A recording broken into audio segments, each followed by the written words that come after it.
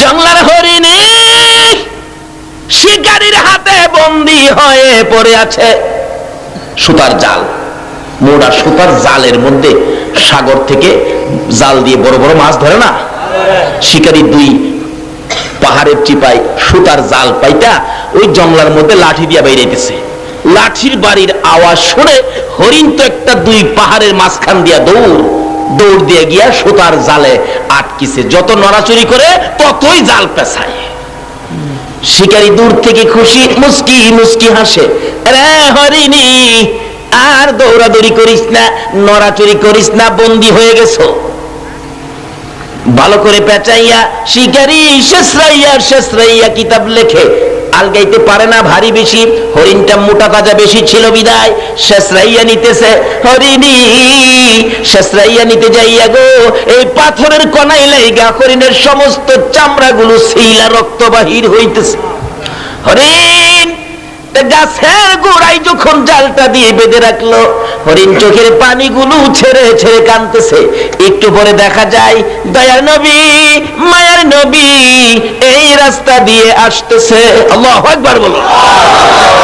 হরিণ দূর থেকে আমার নবীকে দেখে চোখের পানি ছেড়ে ছেড়ে ডাকতেছে, প্রভু গো আমার জবান খুলে দাও না, তোমার বন্ধু রাহমাতাল লিল আলামিনের কাছে আমার মনের দুঃখগুলি বলি। আল্লাহ বলেন, জংলার হরিণ রে, আমার বন্ধুর সাথে কথা বলার জন্য জবান খুলতে চাইছস, যে নবীর উসিলায় এত কিছু করেছি, এই নবীর সাথে কথা বলবি, যা তোর জবান খুলে দিলাম।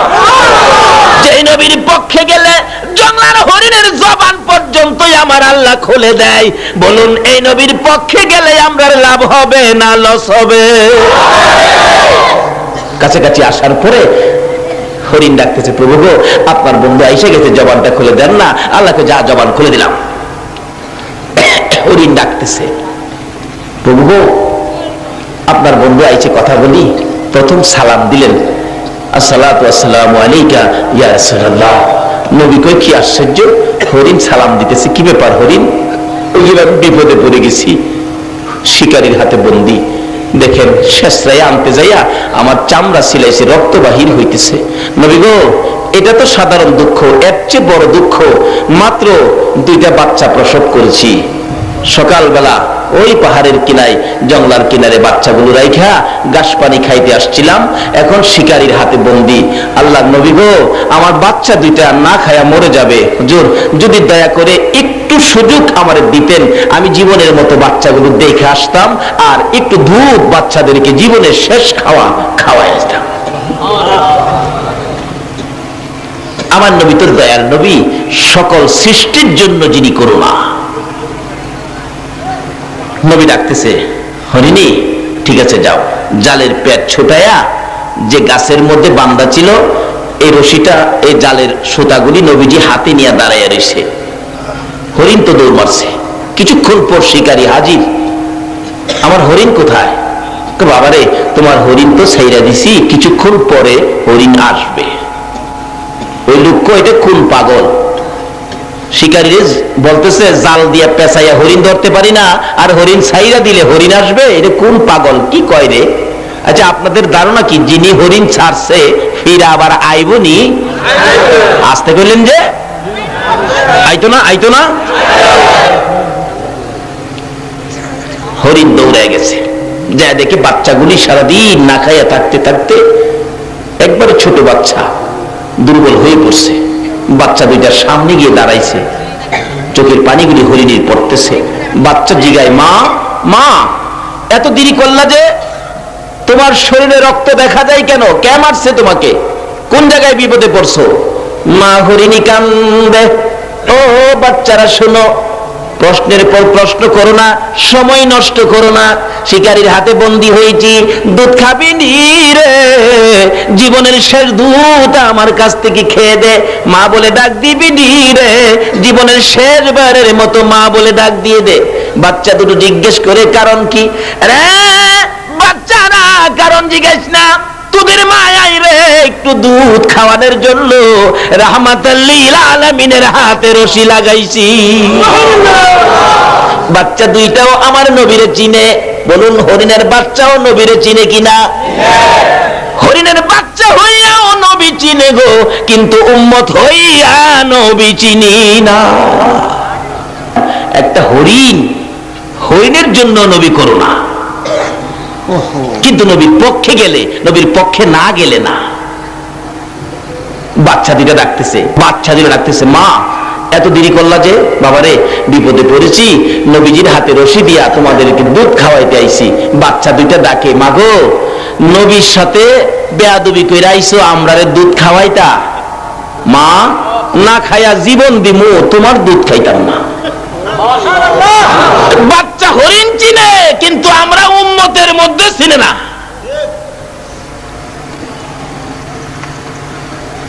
বাচ্চা দুইটা এখন উল্টা কাঁদতেছে, মা মা গো তোমার দুধ খাবো না।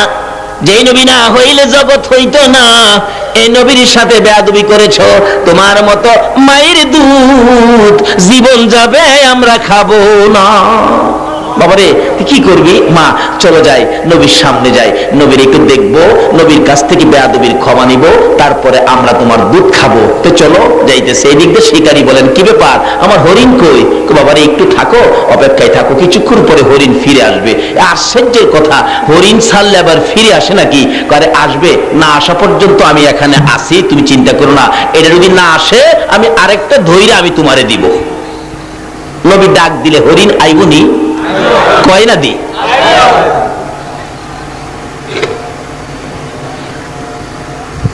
আচ্ছা দেখি, কিছুক্ষণ পর দেখা যায় আগে আগে মা হরিণীটা, পিছনে দুইটা বাচ্চা আসতেছে। রাসূল বলেন, বাবারে চিন্তা করো না, ওই যে তোমার হরিণ আসতেছে। শিকারী তাকায় দেখে হরিণ গিয়েছিল একটা, আসতেছে কয়টা? বাচ্চা দুইটা একটু যখন কাছাকাছি এসে গেছে, আমার নবীর সুন্দর চেহারা যখন দেখা যাইতেছে, বাচ্চাগুলো মার আগে আগে যায়। যেই নবীর বাচ্চারা পর্যন্ত ভালোবাসতো গো, আজকে বুঝের হইয়া নবী চিনলাম না। যেদিন আমার নবী মক্কা থেকে হিজরত করে মদিনায় যায়, মদিনার ইতিহাস খুলুন, এখনো মক্কা মদিনা ইতিহাসের ঘন্টা বাজে। আমার নবী মদিনার সীমানার কাছাকাছি গেলে মদিনার লোকেরা দাঁড়িয়ে আছে, নবীকে ভালোবাসা দিবে। যেই নবীর ভালোবাসা রে ইয়াসরিব নামের পাথরের দেশ সোনার মদিনা হইয়া যায়। লোকেরা দাঁড়িয়ে আছে, নবীকে ভালোবাসা দিবে, কিন্তু বড়দের আগে বাচ্চাগুলো, ছোট ছোট ছেলে মেয়েগুলো একবারে সকলের সামনে গিয়ে দাঁড়িয়ে আছে, হাতে হাত ধরে। নবীজি কাছাকাছি আসার পর আরবি দিয়ে গান শুরু করে দিয়েছিলেন, তলাল বাদরু আলাইনা। আমি তাকে বাংলাতে গান বানাইছি। আমার নবী মদিনার সীমানায় গেলে রাসূল বলেন, ছোট্ট ছোট্ট ছেলে মেয়েরা সবার আগে আমাকে ভালোবাসা দিতে যাইয়া, বাচ্চাগুলো নবীকে ঘেরাও করে দাঁড়াইয়া সবাই ডাকতেছে, আরে মা আমিনার কোলে দেখো চাঁদ উঠেছে। বলুন, মা আমিনার কোলে দেখো চাঁদ উঠেছে, যাহারি প্রেমেতে জাহান পয়দা হয়েছে। হাইরে যাহারি প্রেমেতে জাহান পয়দা হয়েছে। আমার নবী বলেন, আরে কচি কচি বাচ্চা ছেলে মেয়েরা, সত্যি কি তোমরা আমাকে ভালোবাসবি? বাচ্চারা বলেন, ইয়া রাসূলুল্লাহ, আমরা কসম খাইলাম গো, জীবনের বিনিময়ে আপনাকে ভালোবাসবো। রাসূল বলেন, প্রভু গো, বাচ্চারা বলে জীবনের বিনিময়ে আমাকে ভালোবাসবে, আমিও কথা দিলাম এই দেশের মানুষকে ভালোবাসবো। আমার আল্লাহ বলেন, বন্ধু তোমার ভালোবাসার কারণে ইয়াসরিব নামের পাথরের দেশ আমি আল্লাহ সোনার মদিনা বানাইয়া দিলাম। যে নবীর ভালোবাসায়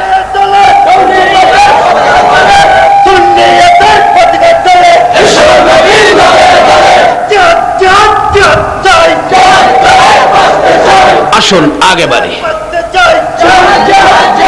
বাবারা, কুচি কুচি বাচ্চারা পর্যন্ত নবীর চিনত, মার কোলের শিশুরা পর্যন্ত নবীকে চিনত।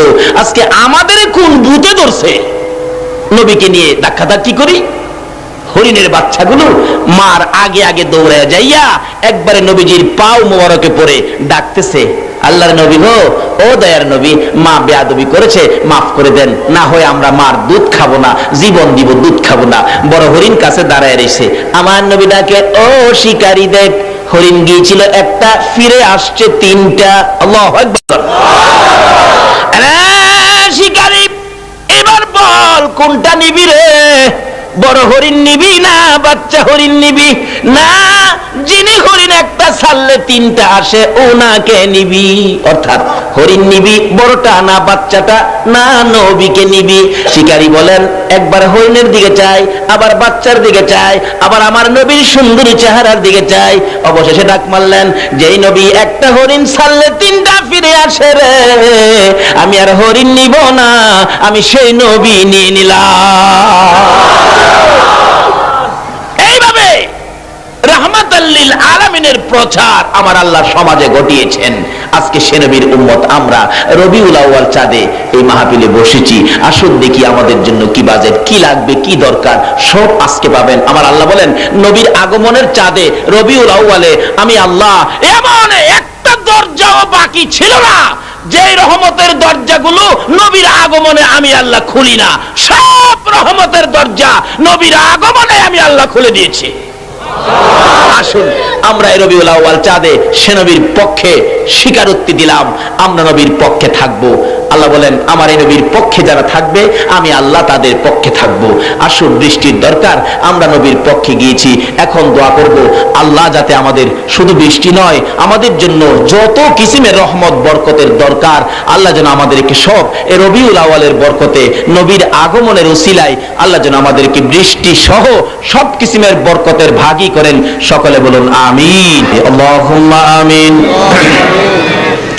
ربنا ظلمنا أنفسنا وإن لم تغفر لنا وترحمنا لنكونن من الخاسرين رب ارحمهما كما ربياني صغيرا رب العالمين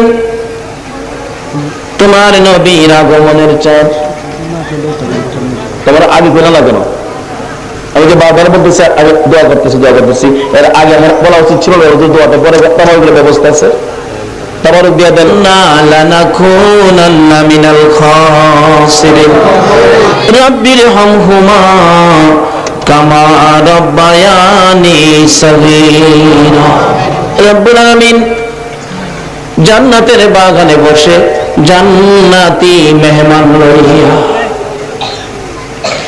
আমি গুনাহগার তোমার নবীর আশিক পাগল লইয়া, যেই নবী না হইলে জগৎ হইতো না, আরশ কুরসি লৌহ কলম হইতো না, ওই নবীর আগমনের চাঁদ রবিউল আউয়ালে আমরা হাত বাড়াইছি।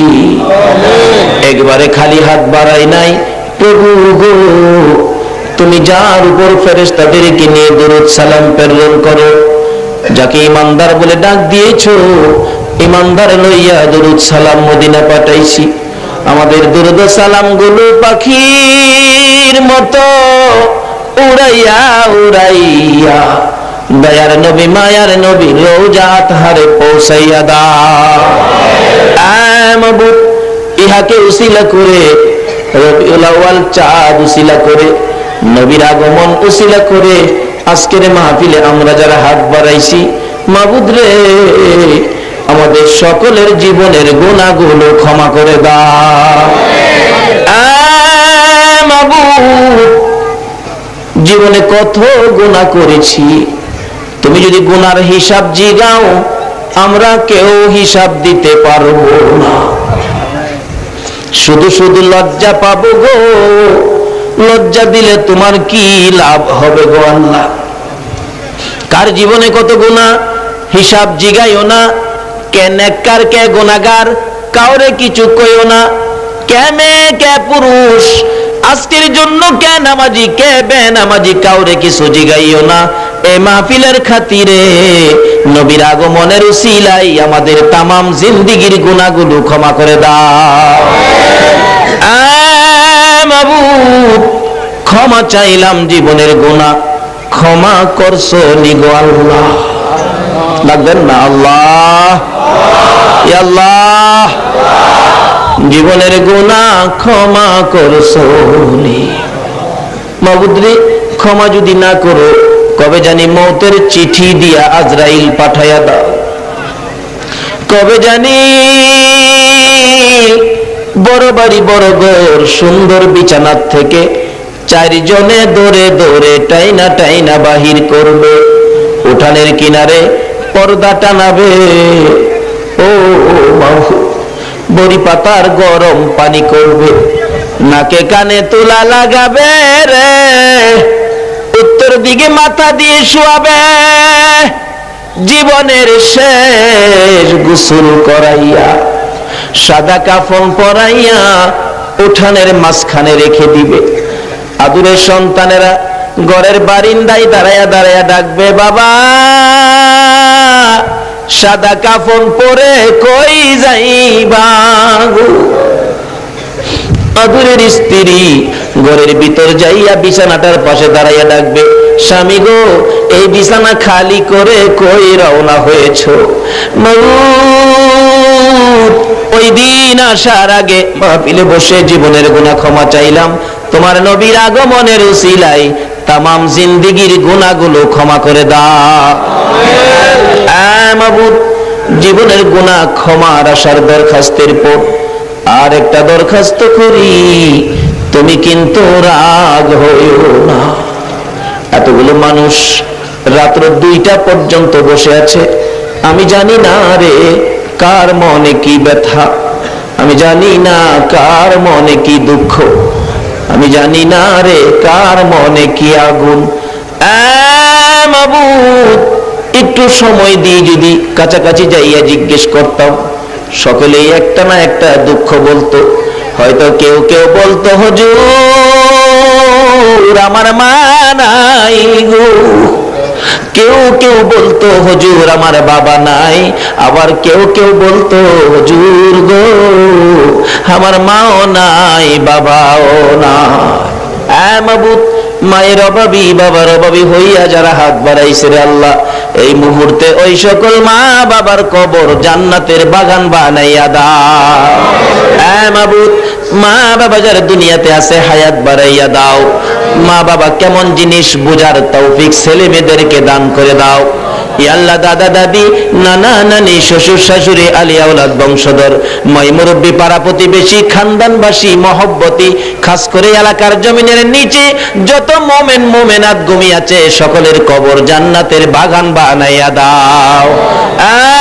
মাবুদ, আজকের মাহফিলে নবীর আগমনের চাঁদে পবিত্র ঈদে মিলাদুন নবীতে যারা বসে আছে গো, এত রাত পর্যন্ত যারা কষ্ট করেছে গো আল্লাহ, সকলকে তুমি আফত বিপদ আযাব গজব অ্যাক্সিডেন্ট বালা মুসিবত শয়তানের শয়তানি দুশমনের দুশমনি হইতে বাঁচাইয়া রহমত বরকত শান্তি দ্বারা ভরপুর করে দাও গো আল্লাহ।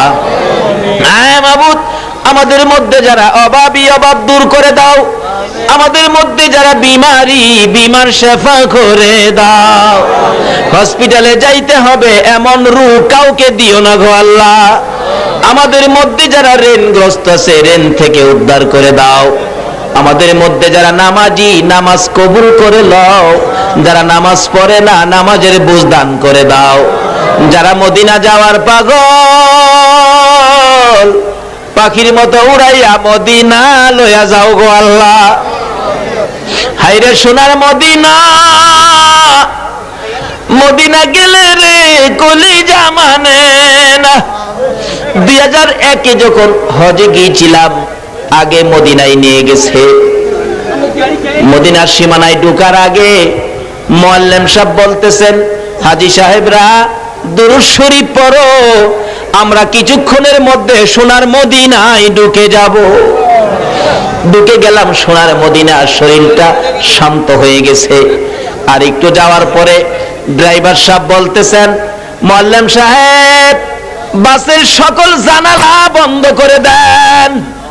মুআল্লিম সাহেব বলেন, আপনারা দুরূদ শরীফ পড়েন, জানালাগুলি বন্ধ করতেছি। জিজ্ঞেস করলাম, ও মুআল্লিম সাহেব বাসের জানালা কেন বন্ধ করো গো? মুআল্লিম বলেন, হুজুর আর একটু সামনে গেলে সবুজ রঙের গম্বুজ দেখা যায়। জানালা যদি বন্ধ না করি আমাদের বাংলাদেশের কিছু আসে গেছে নবীর সবুজ রঙের গম্বুজ দেখলে গো ইয়া রাসূলুল্লাহ বলে জাপ মাইরা জমিনে পইরা যায়। সেই জন্য জানালাগুলি বন্ধ করে দিলাম। এই মদিনা না দেখাইয়া এই মাহফিলের কাউকে তুমি সাদা কাফন গায়ে লাগাইও না। এ আল্লাহ, খাস করে আমাদের মধ্যে যারা ব্যবসা করে ব্যবসায় বরকত দাও, যারা চাকরি করে পদোন্নতি দান করে দাও, যারা সাগরে মাছ ধরে আল্লাহ বিপদ আপদ থেকে বাঁচাইয়া রাখো। মাবুদ, মাবুদ রে, যারা গৃহস্থী করে জমি ফসলে বরকত দাও, যারা চাকরি করে পদোন্নতি দান করে দাও, যারা লেখাপড়া করে লেখাপড়ায় বরকত দাও, যারা পরীক্ষা দিয়েছে কামিয়াবি দান করে দাও। মাবুদ, মাবুদ রে, ছাত্র সেনার ভাইদেরকে তোমার কুদরতি হাতে আমানত করলাম, তুমি কবুল করে নাও গো আল্লাহ। ইয়া আল্লাহ, খাস করে আজকের মাহফিল তোমার কুদরতি হাতে রেখে গেলাম, কিয়ামত পর্যন্ত এই মাহফিল তুমি কায়েম রাখো গো আল্লাহ। ইয়া আল্লাহ, খাস করে এই মাহফিলকে যারা সাহায্য সহযোগিতা করেছে, বুদ্ধি পরামর্শ দিয়েছে, দূর দূরান্ত থেকে মাহফিলে এসে শরীক হয়েছে, সকলকে তুমি কাল কিয়ামতে নবীর গুদারায় উঠাইয়া ফুলসিরাতের ফুল পার করে দিও গো আল্লাহ। তোমার নবী যেই জান্নাতে থাকবে গো, এই জান্নাতের পাশের জান্নাতি বানাইয়া দিও গো আল্লাহ।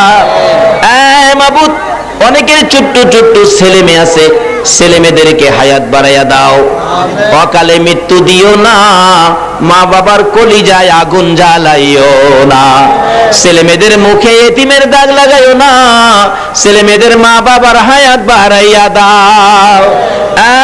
মাবুদ, অনেকের ছেলেরা ভাইয়েরা বিদেশ থাকে, সহি সালামতে রাখো, রুজি রোজগারে বরকত দাও, যারা বিদেশ যাবে চেষ্টা করতেছে তাদের মনের আশা পুরা করে দাও গো আল্লাহ। মাবুদ, আমাদের এই বাংলাদেশটুকুন তুমি হেফাজতে রাখো গো আল্লাহ। সকল প্রকার মারামারি, কাটাকাটি, হিংসা বিদ্বেষ, বোমাবাজির থেকে এই দেশটাকে বাঁচাইয়া রাখো গো আল্লাহ।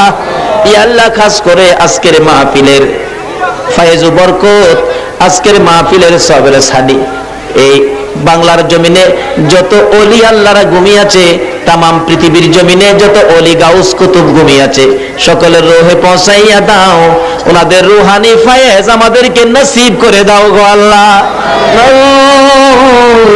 আজকের মাহফিল সোনার মদিনা পৌঁছাইয়া দাও গো আল্লাহ। ইয়া আল্লাহ, নবীর আগমনের বরকতের বাগী আমাদের সকলকে তুমি করে দাও গো আল্লাহ। ইয়া আল্লাহ, যতগুলো দরখাস্ত করলাম মাহফিলের উসিলাই, দরুদ ও সালামের উসিলাই, নবীর আগমনের উসিলাই, সবগুলো তুমি কবুল আর মঞ্জুর করো গো আল্লাহ।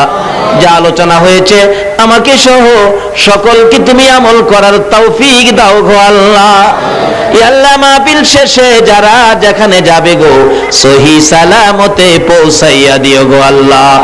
রব্বানা তাকাব্বাল মিন্না ইন্নাকা আনতাস সামিউল আলিম ওয়া তুব আলাইনা ইয়া মাওলানা ইন্নাকা আনতাত তাওয়াবুর রহিম। ওয়া সাল্লাল্লাহু তাআলা আলা খায়রি খালকিহি মুহাম্মাদি ওয়া আলা আলিহি ওয়া আসহাবিহি আজমাইন বিহাক্কি লা ইলাহা ইল্লাল্লাহু মুহাম্মাদুর রাসূল।